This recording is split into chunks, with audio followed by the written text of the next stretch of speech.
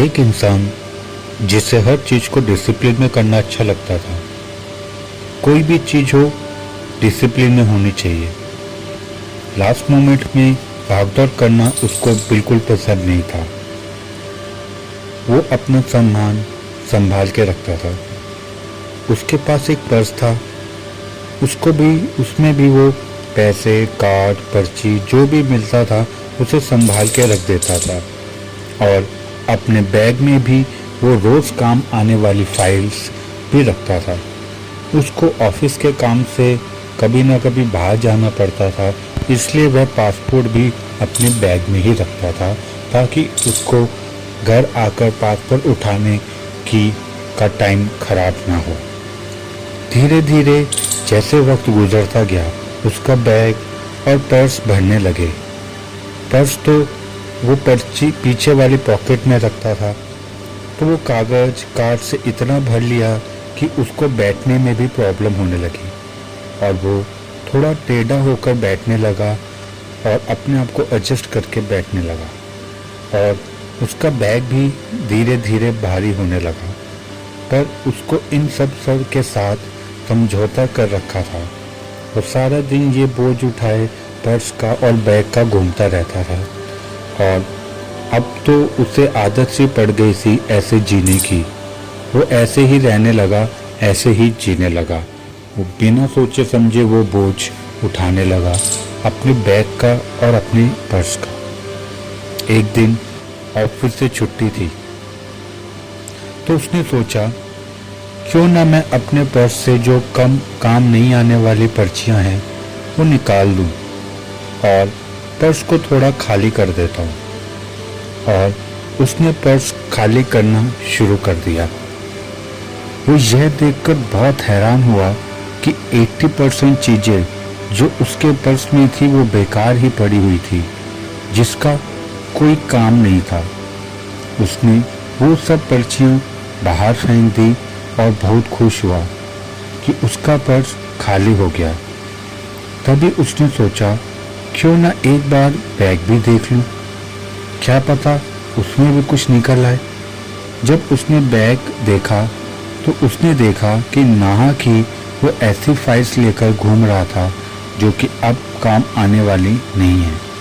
उसकी डील या तो कैंसिल हो गई है या टाइम निकल गया है, अब वो किसी काम की नहीं है। उसने वो सारी फाइल अपने बैग से निकाल दी जो अब काम आने वाली नहीं है और उसका बैग भी हल्का हो गया। वो आदमी सोचने लगा कि मैं ऐसे ही बोझ ढोता रहा बिना किसी वजह के और अपने शरीर को भी तकलीफ दी। वो विचारशील था तो डिसिप्लिन में रहने वाला। तो उसके दिमाग में एक विचार आया कि जैसे मैं बैग और पर्स में व्यर्थ की चीजें लेकर घूम रहा था, वैसे ही मैं अपने माइंड में भी ऐसे विचार लेकर घूम सकता हूँ जिसकी मुझे अब जरूरत नहीं है। उसने टोटल 10 विचार एक कागज पर लिख डाले और उसने देखा कि इन 10 विचार जिनकी मैं नाह की चिंता लेता था, उसमें से 6 विचार तो ऐसे हैं जिनकी मुझे चिंता लेने की ज़रूरत ही नहीं है। वो बहुत ही ईज़िली मैं थोड़ा सा काम करूँगा और वो सॉल्व हो जाएंगे। बाकी 4 में से जो 2 हैं उनकी भी समस्या, उनकी भी जो चिंता है मुझे लेने की ज़रूरत नहीं है। वो वक्त के साथ अपने आप ठीक हो जाएंगे, हुए तो हुए, नहीं हुए तो नहीं हुए। बाकी जो 2 बचे वो थोड़ी सी मेहनत, थोड़ा सा पुरुषार्थ करेगा तो वो विचार भी अपने आप सुलझ जाएंगे, ठीक हो जाएंगे। और जब उसको ये पता चला कि मैं नाहा की इतनी चिंता लेकर घूम रहा था, तो उसके हाथ में एक सूत्र लग गया। वो रोज़ रात को अपने 10 विचार लिखता था और उनमें को देखता था कि किन विचारों को मैं आज सॉल्व कर सकता हूँ अभी, और किन विचारों को वक्त पे छोड़ना पड़ेगा, और किन विचारों को मैं थोड़ी सी मेहनत से ही सॉल्व कर सकता हूँ। तो दोस्तों, उसने ये टेक्निक अपनाई। आप लोग भी ये टेक्निक अपना सकते हैं। का ये नियम बना लिया। वो रोज रात को अपने विचारों को देखकर उनका विश्लेषण करता और ये काम विश्लेषण करके सोता।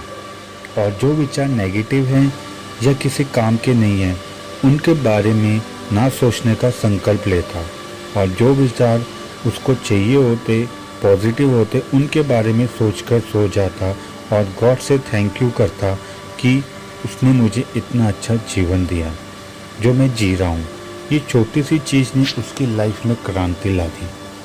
अब वो पहले से ज़्यादा खुश रहने लगा और चिंता भी कम होने लगी और उसने काम में भी इम्प्रूवमेंट होने लगी, हेल्थ भी सुधरने लगी और वो ये सूत्र के साथ अपना जीवन उसने बदल डाला। दोस्तों, अब आप समझ चुके होंगे कि इस छोटी सी विधि से आप अपने जीवन को कैसे बदल सकते हैं। ज़्यादा टाइम नहीं लगेगा, मुश्किल से 5 से 10 मिनट अपने विचारों को देखें और उनके मालिक बने। जो विचार आपको दुख दे रहे हैं उनको अलविदा बोलें और जो विचार सुख दे रहे हैं उनके बारे में बार बार विचार करें। बहुत ही आसान विधि है दोस्तों, बस हम कभी विचारों को देखते नहीं, इसलिए उनको बारे में हमें पता नहीं चलता। ये विधि यूज़ कीजिए और मुझे कमेंट करके बताएं कि आपको इसका क्या रिज़ल्ट मिला। अगर मेरी वीडियो अच्छी लगी तो इसको लाइक, शेयर और कमेंट ज़रूर करना। अंत में आपके भीतर बैठे परमात्मा को प्रणाम, मेरा प्रणाम स्वीकार करें।